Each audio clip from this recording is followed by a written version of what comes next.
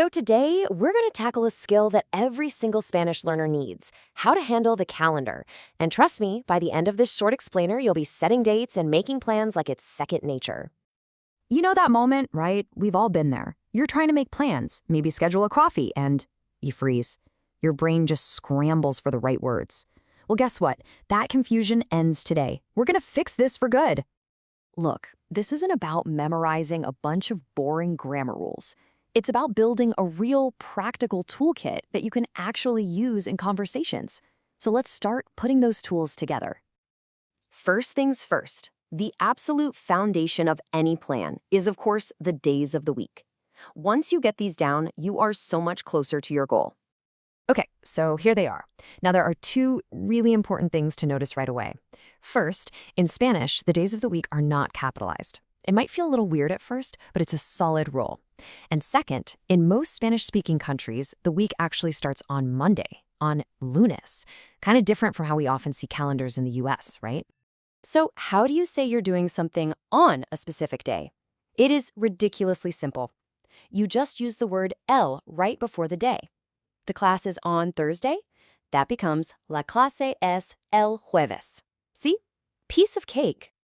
Now pay close attention here, because this is a total game changer. Just one letter completely changes the meaning. For a one-time thing, like I work this coming Monday, you use el.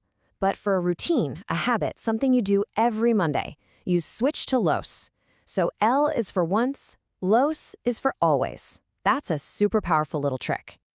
All right, we've got the days down pat. So now let's zoom out and look at the bigger picture, the months and the years. And you're going to love this because so many of these are going to look and sound super familiar. They're cognates. And just like with the days of the week, months in Spanish are not capitalized. It's a nice, consistent rule you can always count on. You want to know another beautifully simple rule? If you want to say something happens in a certain month, you just use the word in. So my birthday is in May is simply mi cumpleaños es en mayo. That's it. No weird prepositions to worry about. Okay, let's add a few more essential phrases to our toolkit for talking about years. You've got the basic el año for the year, but the ones you're going to use all the time are este año for this year, el año pasado for last year, and el próximo año for next year. And here's something I love about Spanish logic. In English, we get a little fancy and say 2026. But in Spanish, you just say the whole number.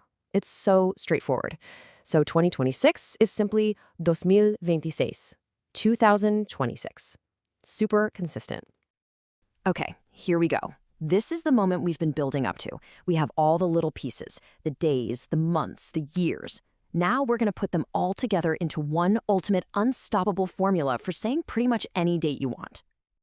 Think of it like a simple recipe. 4 easy steps. You always start with el, then you add the number of the day, then you add the word day, which kind of works like of, and finally you tack on the month. That's the core of it.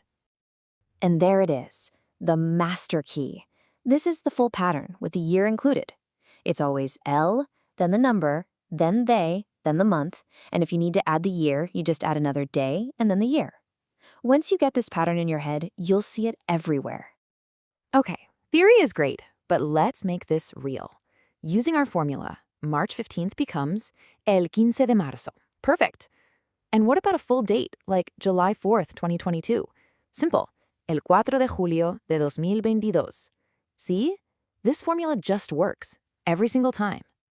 All right, I've done enough talking. You've seen the tools, you've seen the formula. Now it's your turn to put this new skill to the test. So, what is today's date? Using that full formula we just learned, I want you to try saying it out loud in Spanish, right now. Go ahead and pause if you need to think about it for a second. Did you get it? This is exactly how you make this knowledge stick.